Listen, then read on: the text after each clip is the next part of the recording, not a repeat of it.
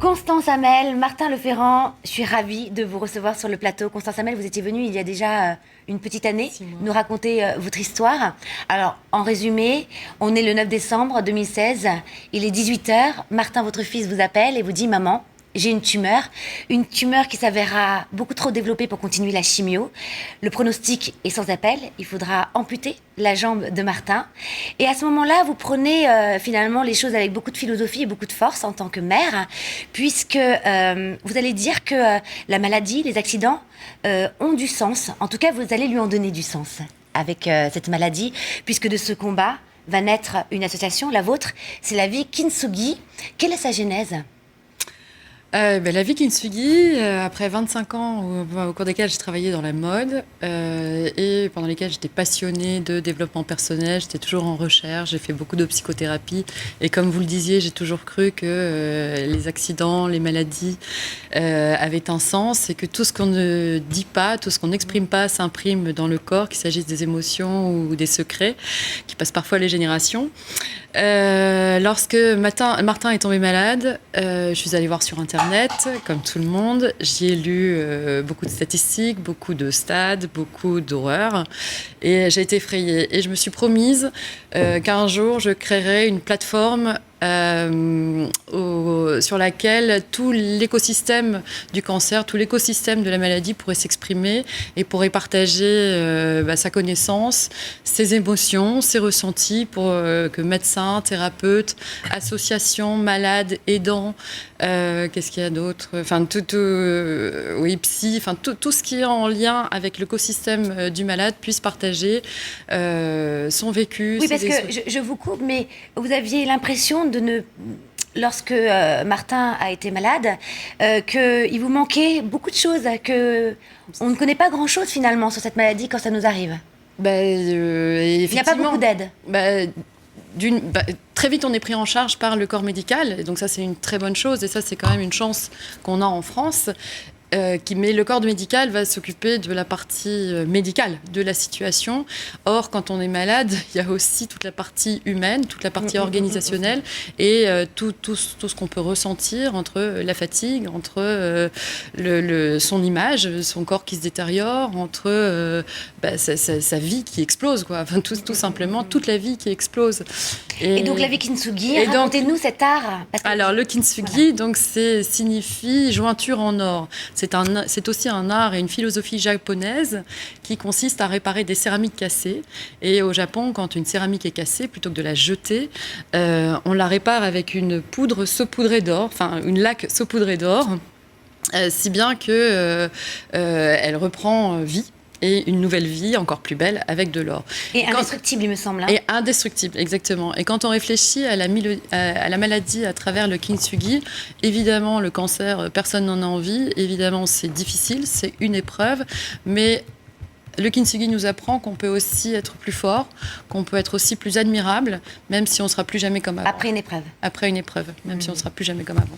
Martin Leferrand, alors aujourd'hui vous êtes en rémission totale. Oui. Félicitations, hein, c'est vraiment une magnifique victoire. On voit des vidéos passer, je pense qu'on va en voir. On voit en tout cas que vous vous amusez comme tous les jeunes de votre âge. Maintenant que vous avez pris un petit peu de recul sur cette étape de votre vie, quel regard portez-vous ? Et puis, comment vous avez pris cette annonce de votre amputation à l'époque ? Aujourd'hui, le regard que j'ai sur l'année qu'on a traversée avec ma famille, c'était une année très très forte. J'aimerais dire que ça a été une belle année, mais ce serait un petit peu trop rapide de dire ça, parce que évidemment que c'est dur de se réveiller le matin et d'apprendre, comme vous l'avez très bien dit, qu'on est malade, qu'on va se faire amputer, que le cancer se répand, etc.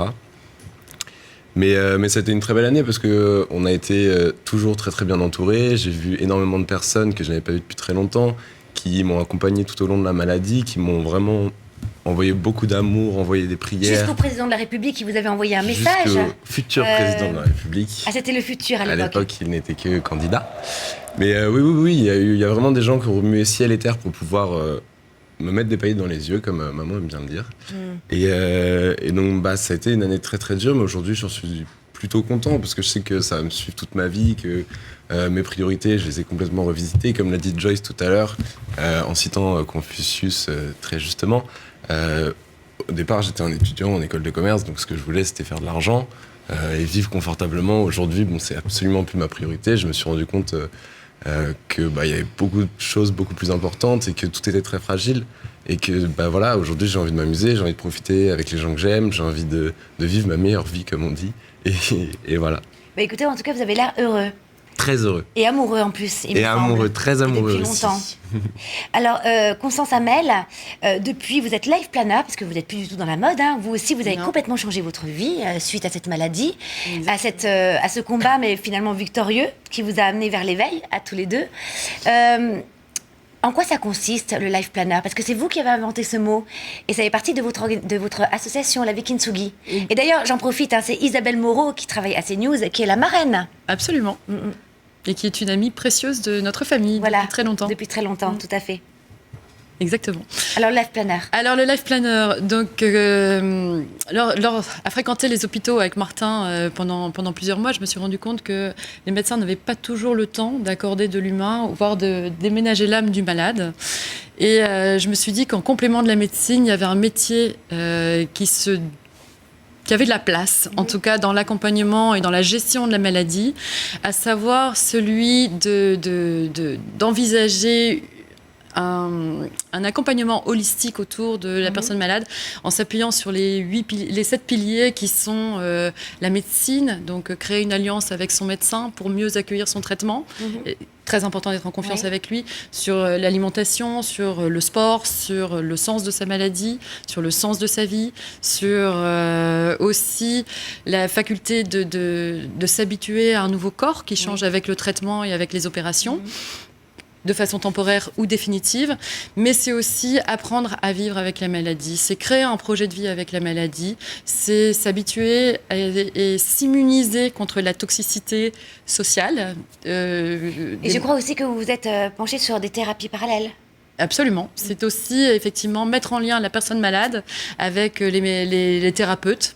Donc l'enjeu de l'association du Life Planner, c'est aussi de créer un réseau de thérapeutes fiables et testés, comme des magnétiseurs pour couper le feu lors de la radiothérapie, comme de l'hypnose pour apaiser l'esprit de la personne malade, mais aussi l'inviter à réfléchir et à trouver des ressources qui sont en elle, parce qu'on a tous énormément de ressources qu'on ne nous a pas appris à aller chercher au plus profond de notre intimité. C'est aussi l'acupuncture pour apaiser les nausées après la chimiothérapie. Toutes les médecines douces, finalement. Toutes les médecines douces qui permettent d'apaiser le corps et aussi d'inviter à réfléchir sur le sens de son histoire, le sens de sa maladie. Alors, Martin Leferrand, vous avez vous-même expérimenté toutes ces thérapies parallèles.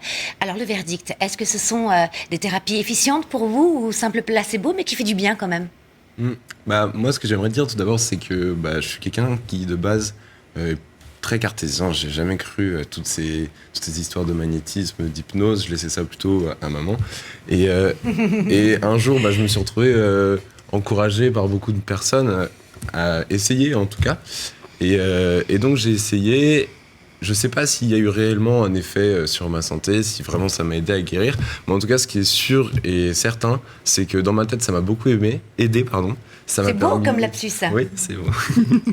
Ça m'a permis vraiment de me recentrer sur moi-même, de faire le bilan, de chercher pourquoi est-ce que ça m'arrivait, pourquoi aujourd'hui, et aussi de beaucoup me détendre, parce que quand tu ressors d'une séance d'hypnose ou de magnétisme, on est vidé, mais en même temps, c'est un nouvel air. On est frais, on a la tête très reposée, et donc voilà, je ne sais pas si ça a eu réellement un impact sur ma santé, mais en tout cas... Allez, sincèrement, dites-nous la vérité. Avec la médecine, moi, je trouvais que c'était vraiment des bons moments, en tout cas. Ça m'a beaucoup détendu, et je suis sûr que l'esprit, on le sait, l'esprit a une part hyper importante dans la guérison, et ça a en tout cas vraiment aidé mon esprit à me mener vers la guérison. Quel conseil donneriez-vous à toutes les personnes là qui nous écoutent et qui viennent d'apprendre qu'ils ont un cancer ou une maladie? Quel conseil? Je dirais qu'il faut tout d'abord savoir à quoi s'attendre, parce que évidemment ça présage rarement de passer par l'acceptation, vous voulez dire? Voilà, faut accepter. Ça met toujours du temps, parce que c'est le genre de nouvelles, il faut on est en résistance, moment pour l'encaisser. On n'a pas envie d'entendre, on n'a pas envie d'y croire.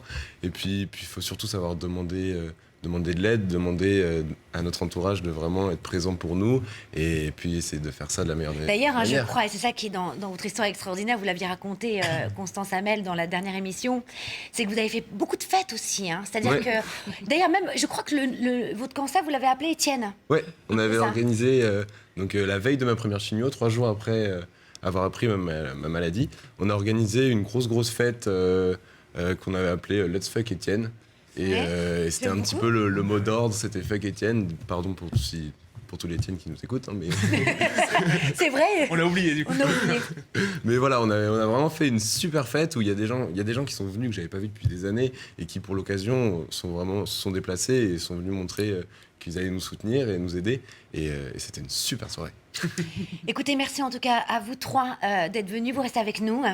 Alors, je rappelle quand même votre plateforme qu'on peut retrouver sur Internet, c'est la vie Kintsugi. Voilà, d'un art inspiré d'un art japonais pour devenir indestructible et aussi lumineux que Martin et vous aussi, Constance Hamel. Merci beaucoup en tout cas. Et tout de suite,